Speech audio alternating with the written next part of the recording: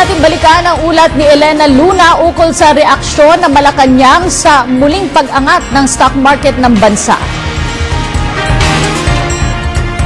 Muling nagtala ng bagong record ang Philippine Stock Exchange Index. Ito'y matapos umakyat sa 5,443 ang stock index ngayong araw.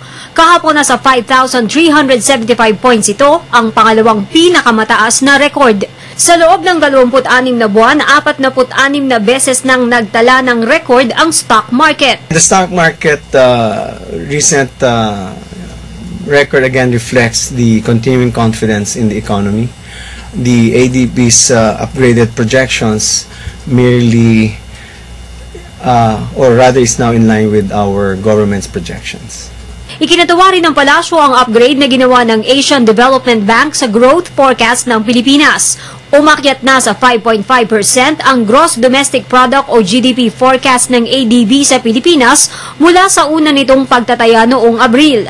Positibo naman ang palasyo na maaabot ng bansa ang target na 5 hanggang 6% GDP growth ngayong taon. Our spending continues to increase. We expect greater infrastructure spending towards the end and the remainder of the year.